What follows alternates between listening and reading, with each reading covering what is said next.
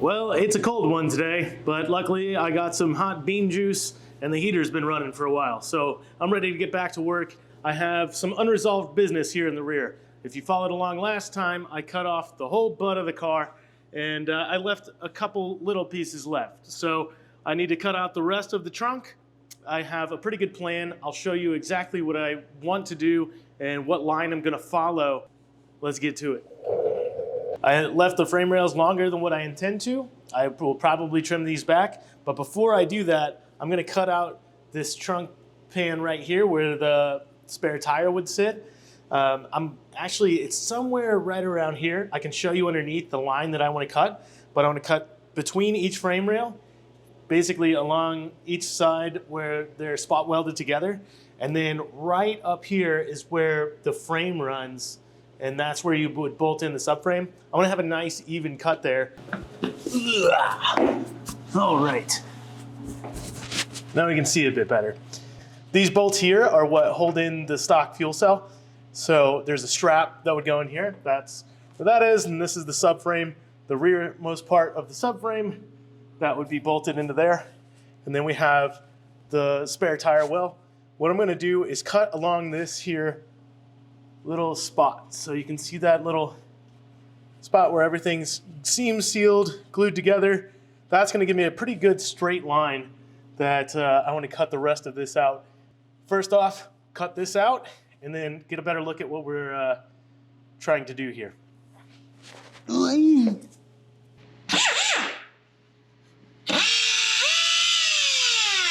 Oh yeah, gotta turn the air on.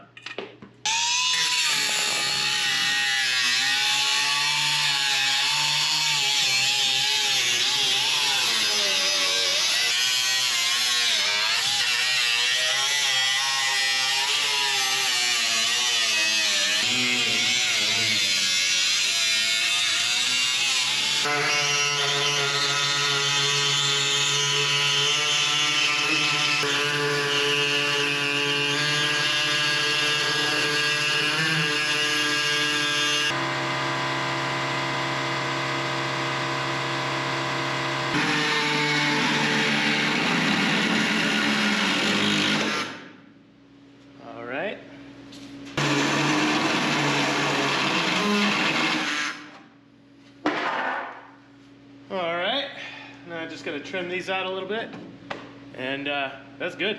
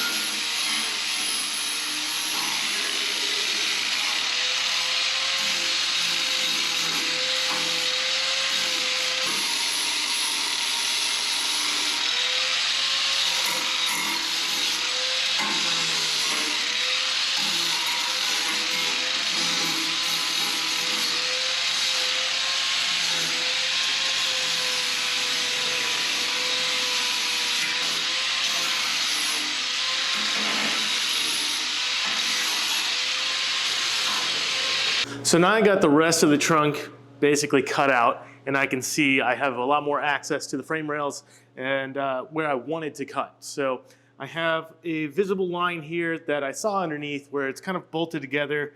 It's basically like an extension of the frame rail from the trunk area. So I picked this line as a place where I think I would like to cut in order to make my crash structure and everything pretty even.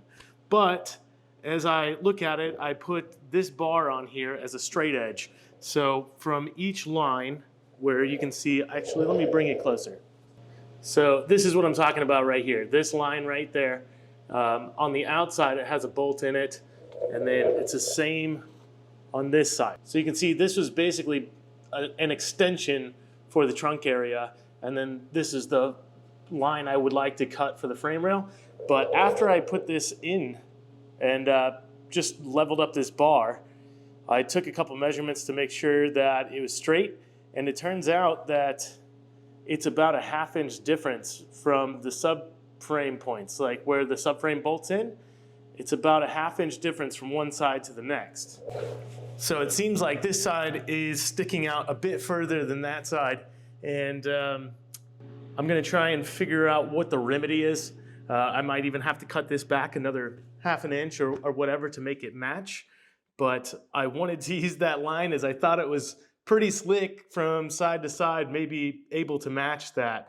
And I still might cut that off there and then even it up. But I didn't want to get too far in. I would like to keep some of this structure pretty strong.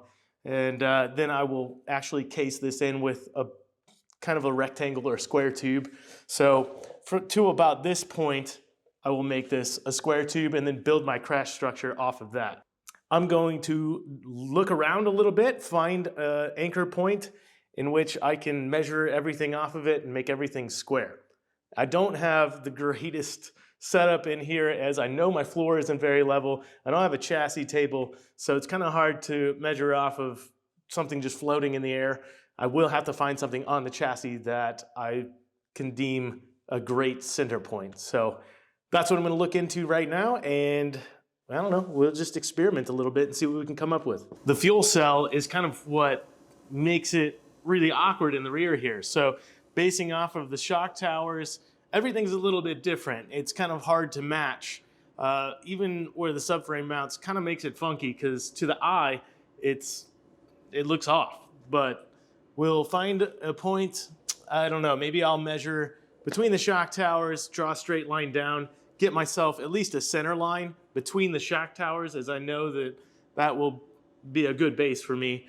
And then from there, I'll figure out how far I want to come out and make it straight. So basically just make myself a box, and I'll use some of this square bar to kind of square everything up and make something. But right now, clamps and square tube, it's kind of what I'm going to base everything off of and try and make it as straight as possible. I finally get to use my little table.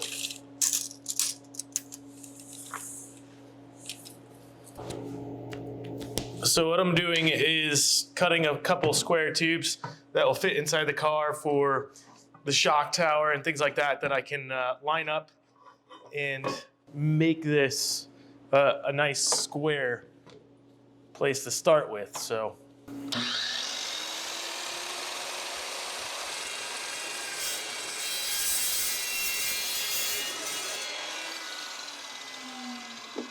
it's now time for some more planning. So I want to get everything squared up. I've started to kind of mess with it a little bit, but unfortunately I have to stop today because Emily has to go to work tomorrow. And like I said, we got about a foot of snow, so I gotta go clear the driveway so she can get out and go to work tomorrow. It's gonna be a bit of a task because I don't really have anything but one big snow shovel, and we got a fairly long driveway. So I got quite a bit to do, and I'll pick this back up tomorrow. I'll just be thinking about it the whole time I scrape my driveway.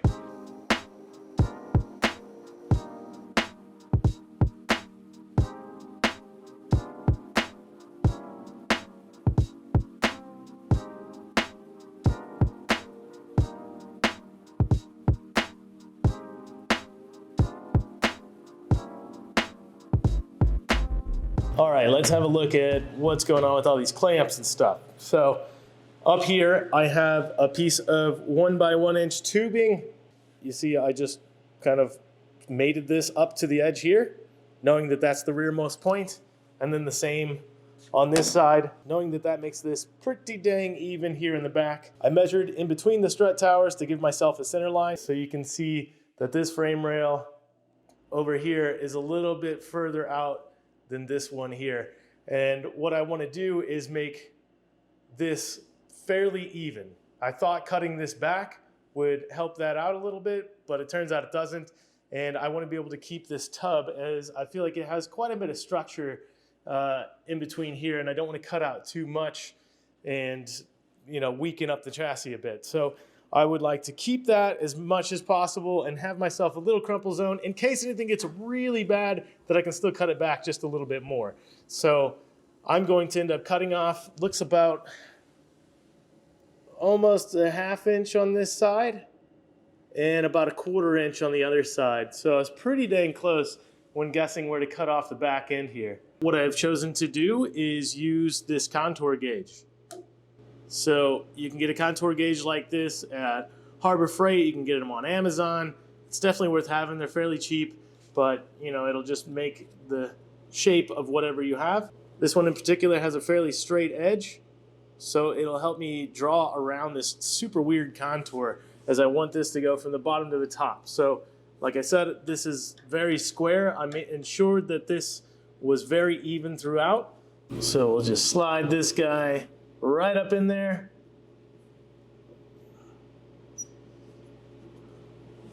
I want to hold this very evenly to make sure that I have the straightest line that I can draw. Just going to make a line right here. I know a Sharpie's not the greatest, but there it is. So that's the line I need to cut, and I'll trace that around all the sides.